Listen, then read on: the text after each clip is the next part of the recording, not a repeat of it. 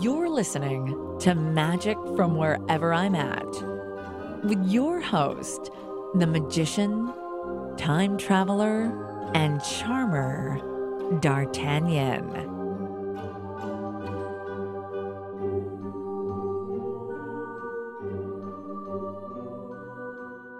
Welcome to another edition of the podcast. I am Dartagnan, and today is the final installment of my interview with Eric Evans. So without any further delay, let's jump right back in. It's fascinating because, and one of the things I think why I go so hard on the presentational aspects too is like the more I hone that aspect of my show, the more those occurred, because ostensibly you're replacing those people, whoever they were, many people now, in that same position that you just referenced for yourself, which is that childlike sense of wonder and enjoyment where you're like, you just want to have that feeling continue. Well, and that's I mean, taking this back to the beginning with Sun Tzu, that was one of the things that impressed me the most about, him laying it all out. Leadership has 5 qualities, the most important of which I think is humanity. You have to have empathy for your troops, in this case, empathy for your audience. Mm-hmm. And you want to feel that human connection with people. And that's something that is it's hard to help people to learn, help magicians to learn, but I know it's just finding something unique about yourself. I guarantee other people will notice in themselves. If you can highlight that in your performance, other people will identify with it, and all of a sudden they'll be right there with you. They'll say, that's like me, that's me to a T, that's how I react or whatever. Right. And that really is a deep lesson about magic, is because it can really help with the human experience, just knowing, hey, there's somebody like me in the world, I'm not the only one. And that's the real power of magic, is bringing people together like that, in a sense of wonder, that it is all beautiful, that well, not everything, but, that life can be beautiful. It can be magical. Yeah, that it exists. Yeah, exactly. In the current culture too, and we happen to both be in the United States at the time of this recording, but I think that's one of the things too, because it's kind of been a tumultuous couple of years, perhaps politically for some people. It's been more comedic for myself, but there's a lot of division, let's say. The world seems to has the current feeling in the United States that you're on one side or the other. So and that's the thing. I remember years ago talking about all this war stuff, or Saul Alinsky stuff. You freeze a person, you define them, and usually you're defining them as less than a human being. You isolate them, and then you destroy them, based on the fact that they're not human. They're a Nazi, or they're this, or they're that. Choose your favorite, pejorative. Mm-hmm. And whereas we do the exact opposite of that, or we should, which is, this is something that we can all rally around. It's something that we can all join in and feel like we're part of an experience that is bigger than ourselves. Mm-hmm. And it's one of the reasons why when I write a line, one of my favorite lines that I've ever written was based off of a Woody Allen line. But when I wrote the line, I realized somebody must have done this before. This just is one of those things that, it is applicable in any age, during any century, that this is just part of being human. And that's really what makes humor, that's really what makes magic timeless, is when we can tap into those moments and make them real for people, But no, I think so. People who are listening, will be listening to this eventually, and they've heard us ramble on about the secret art of magic. Are these even available for people to get? No. That's the best part of this. That's the best part of this whole thing. Yeah. Here's something really nice that you can't have. This will teach you everything about magic, and unfortunately, you can't buy it.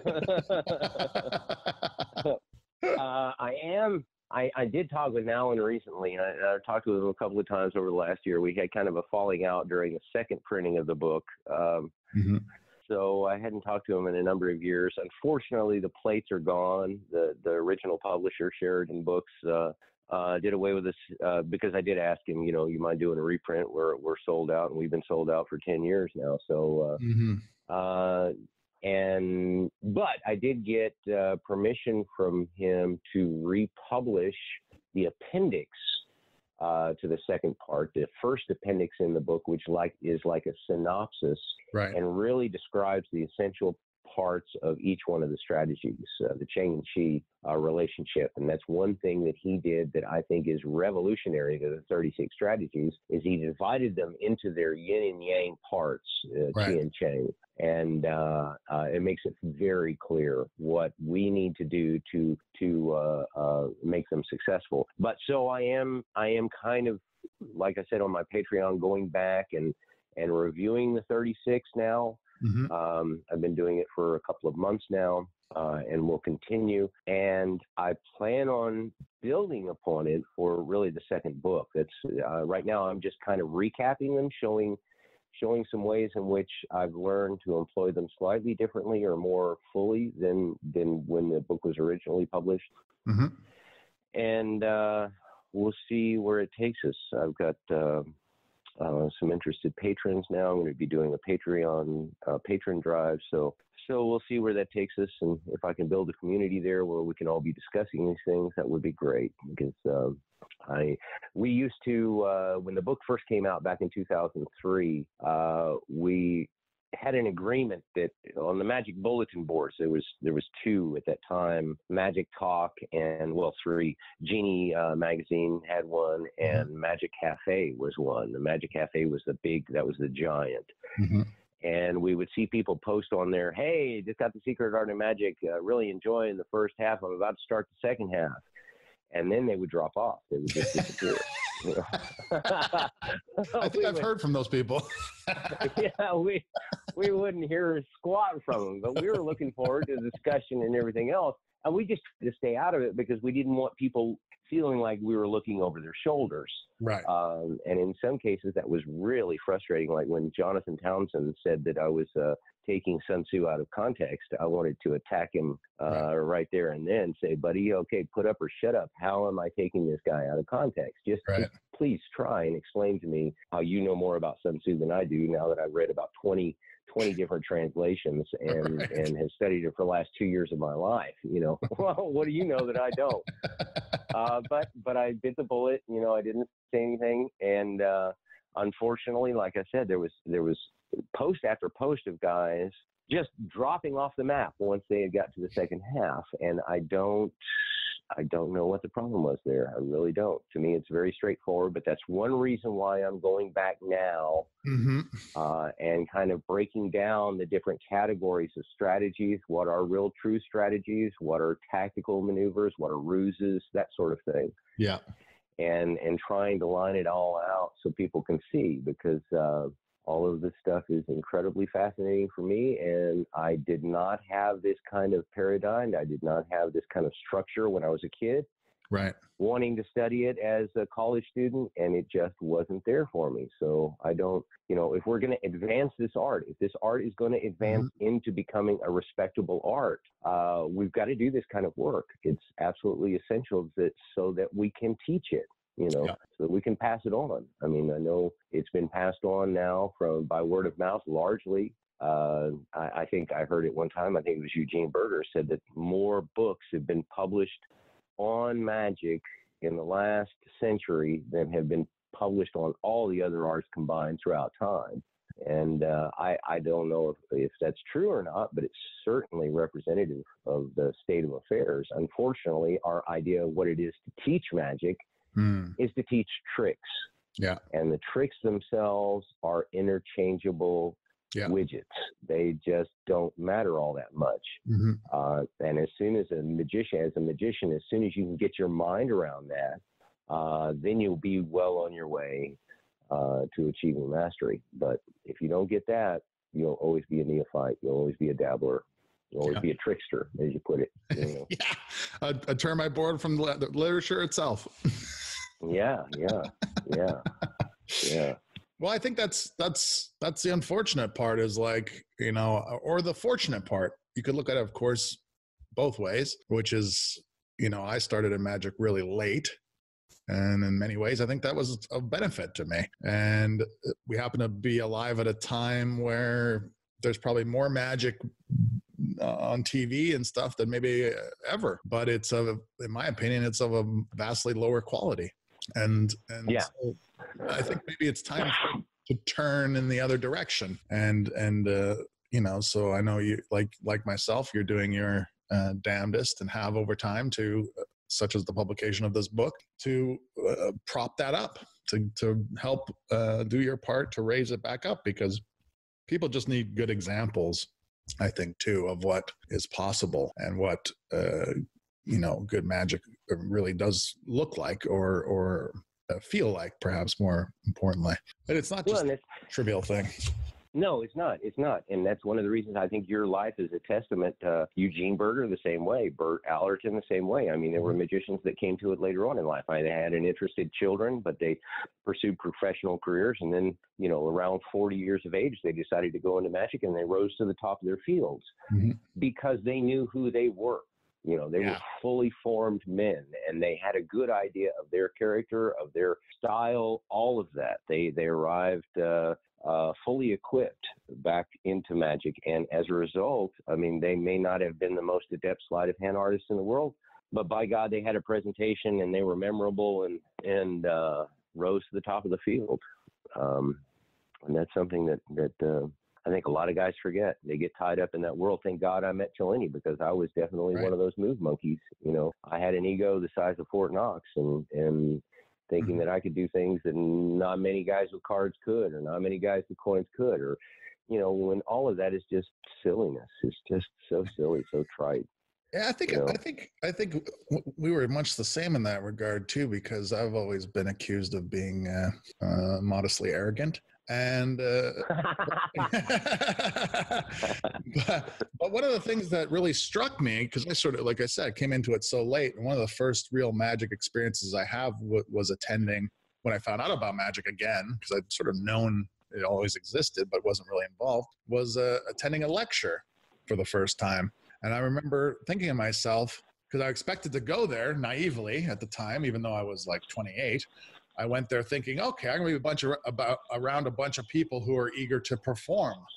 And it was like the opposite of that. And then I was, wow, what? You know?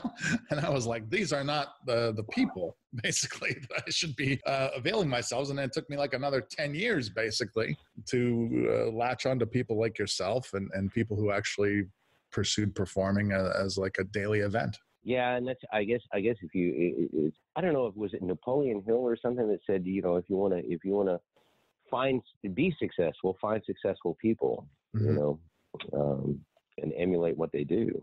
Yeah, that's the first thing I remember meeting you, and I've told that story in the podcast. But you asked him, and Orpo was the same way, was asking me which books I'd read, and that was my sort of first indication that I was in the right place. yeah. Because that's not like I said at the beginning of this podcast, that's not the questions I would get from most of the other people, magicians. And that's still not now years later, that's still not the questions you get from people when they're trying to create rapport with you and they find out they're a magician and they believe that they are a magician too. That's not what they attempt to create rapport on. The people who sort of get it, quote unquote, go about it a completely different way. And it's so obvious the wrong way that it's like you often want, it drives me a bit crazy too, because you're like, who are you attempting to, of course they're noble, I'm sure, in their efforts, but perhaps deficient in their approach. It's because you're like, who are you trying to, put one over on here? Like, I'm out here on the sidewalk. I just did a show for all these people here, and you're trying to like say you're the same and stuff. It just seems ludicrous to me at times. And then they all just want to talk about tricks. And it's like, did you not just see what happened here? But some people do. Yeah. I've encountered a few people who are like, whoa. And they're not usually magicians. They're like lay people almost, who are kind of had a passing interest in magic maybe in their life at some point, and then they are able to see it for what it is. Two things along those lines. I knew as a street magician that I was getting somewhere as a magician when people stopped coming up to me after the show and saying, hey, I saw this guy one time that did this trick, blah, blah, blah. Right. You know, when that stopped happening, it was several years, happened over a period of many years, that I realized, you know, guys don't say that to me anymore. Guys just do not tell me about or ask me about this trick or ask me about that trick or whatever. Now, some guys will come up and say, you know, how the hell do you cut that rope? And then go back together. You know, I mean, they'll talk about something that I do, but they don't want to talk about somebody else, you know? So that was number one. Number two, I remember seeing Tommy Wonder. This is back in the early, it was 81, somewhere in there, at a lecture in Albuquerque. And what an impression he made on me, just outstanding. I remember him explaining his cup and ball routine, trying to show us that he was loading the bag into the cup right in front of our eyes. And he had to do it 3 or 4 times while he was explaining it before we caught it, you know. And the misdirection was so good and so grand and so big. It was just unbelievable that he continually got away with it. Well, I bought his lecture notes, and his lecture notes were like 2 parts. The first one was like an orange piece of paper that had been folded in half, and the other one was all of the tricks and stuff that he had done. But the orange paper was the lecture notes. And he said, you know, these are my lecture notes, and I can do you no better than to point you in the direction of these books. And he listed like Our Magic by Masculine and Devon, Magic by Misdirection, which I wish he was still alive. I could ask him what the hell he got out of that book. But he listed 4 or 5 books, I remember, and saying, you know, I can do no better than to point you, if you want to learn magic, point you in the direction of these books. Now, as a bonus to these lecture notes, I am providing you with all the tricks and everything that I performed during the lecture. And so he very humbly offered his, you know, efforts. And that's, I think, number one, is that the street either makes you bitter or it makes you humble. And you realize that, you know, and that was something that Tommy Wonder personified his whole life. He was just a very genuine, humble man. You know, when Tommy passed away, I don't know how many years after it was, or if it was immediately after, but his brother has a YouTube channel where he posted a bunch of Tommy's lectures. And in one of those lectures at the very beginning, he talks about what you just spoke of, which is like he says, and it's a clip. I actually cut that clip out and used it in one of my promotional videos for, I think, one of the Tommy Wonder podcasts. Was he says, everything I know about magic can be found in these 3 books. And he lists 2 of the Fitzky books, and then Showmanship for Magicians, or the Henning Nelm's book, whatever the hell it's called. And then it's just, he says, all right, that's my lecture. Thank you. Yeah. And then he sort of ends up saying, well, we'll do a few tricks just for fun because we're here. And it's great. And it is interesting to me. It's been a while since I've gone back and I did a podcast on the Nelms, because I think the Nelms book is pretty dense in terms of its lot going on in there, but it surprises me that people haven't either. I guess it doesn't surprise me, but it's surprising that people haven't taken anything out of there, because really the first 10 pages, I think, was what I said on the podcast. If you just read those first 10 pages, you'd be like well on your way to figuring out what the hell you should be up to. And he's presenting it as a theater, you know, learning stagecraft. But we've got stagecraft on the street. I mean, you know, it's a very practical. We got to build the stage. That's right. You actually build the theater first, which is interesting. I think Tommy Wonder probably had although I didn't have direct contact and never saw him live, he probably had a similar impact on me as what Cellini had on you in many ways, being sort of a beacon or a lighthouse pointing the way towards things you should emulate. Yeah, I remember back in 96 and 97, I lived in LA, and for the first 6 months of my living there, I wasn't doing much at all.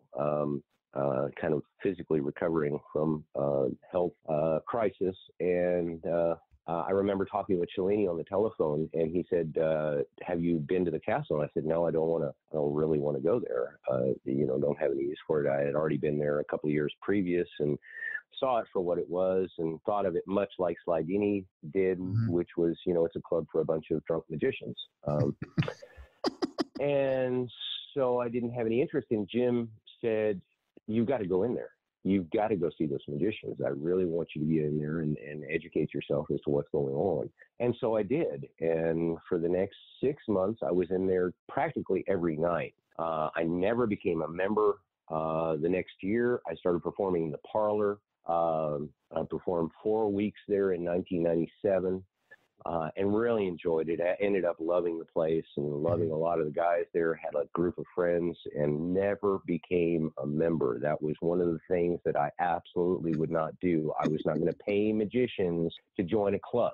Right. When I've devoted my entire life to magic, I'm not going to join IBM unless I'm entering a competition. I'm not going to join TAOM unless they're paying me, Yeah. But as a result, I was locked out of some of the lectures there. I could not, as a non-member, I could not attend any of the lectures. I could get into the club because I was always somebody else's guest. Mm-hmm. I'd walk up to the desk and they'd say, hey, Eric, whose guest are you tonight? And I'd say, well, who's here?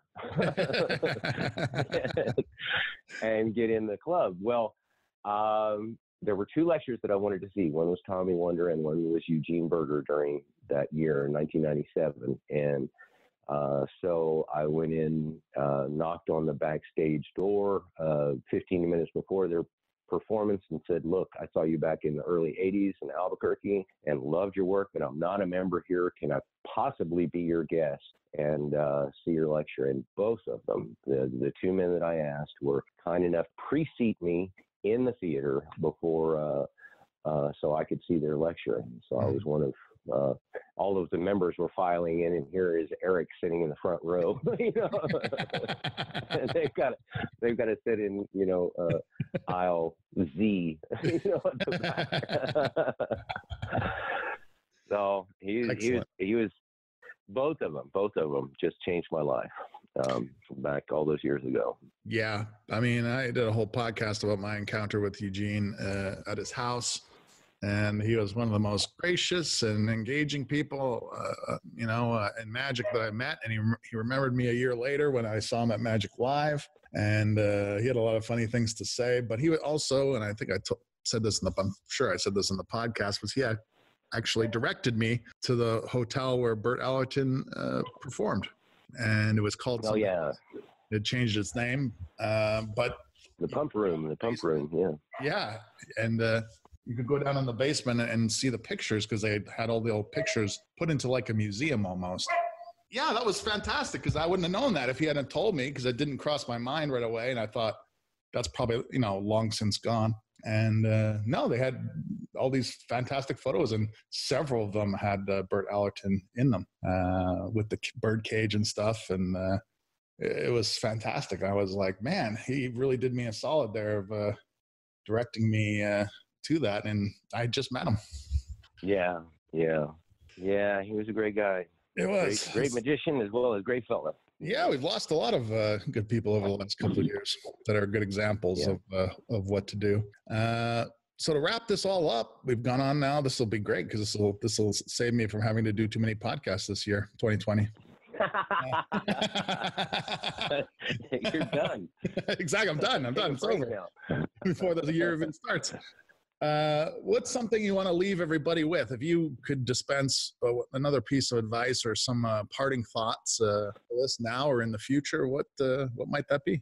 Well, I would say Ernie said something to me years ago. Said that a magician's prime is somewhere in their 40s until maybe their mid-60s. That unlike many other arts, dance or whatever, we have the ability to carry on our art well into life. And I think the primary reason is because at that age, we start to know who we are as people. And that's the big lesson that Cellini passed on to me, and that I would admonish people to learn for themselves, that they are the magic. And then once you understand the fullness of that statement, the illumination begins. That is beautiful. So, it's a beautiful sentiment for sure. Well, it's been great talking with you. Yeah, Eric, it's always a pleasure. I hope our paths cross again sooner rather than later. And I want to thank you for lessening my workload this will be get quite a few podcasts out of this. It'll be episode 853. And do you know the URL of your Patreon? How do people get in touch with you directly? Yeah, it's patreon.com/Eric Evans. So Perfect. If they want to go by there and take a look, I have content up almost every month for non-paying members. If you want to chip in $1, I'll ask you, I'll answer some questions for you every month. If you want to go a little higher, then I have different tiers there that allow different levels of accessibility for all the material that I'm putting out there. But and also, I think I have I don't know when this is going to air, but an interview coming up in Mum magazine, the Sam, Oregon, and that'll be sometime within the first quarter, as well as I start a column, probably first one will be in February, for Vanish magazine, just talking about the rudiments of working the street, kind of recapping what I already wrote in the first half of my book in Street Magic and the Art of War. So, well, that'll be great. So we'll try to time these up together so we get maximum impact from that. Get them all coinciding, as they say. Great. Well, thanks, buddy. Yeah, it's been great talking to you, man. I hope you're well. Sounds like you're doing great. Don't go too hard tonight. Bringing in the new year. Yeah, and I'll just drink my modest 30 beers and pass out. All right, man. Well, we'll talk to you soon. Okay. Later. Take care, buddy. You too. Bye-bye. Bye-bye. And that closes out the fourth and final installment of my interview with Eric Evans. I hope you've enjoyed it. I'll be back again next week with another edition of the podcast and another entry into the School of Wonder. Until then,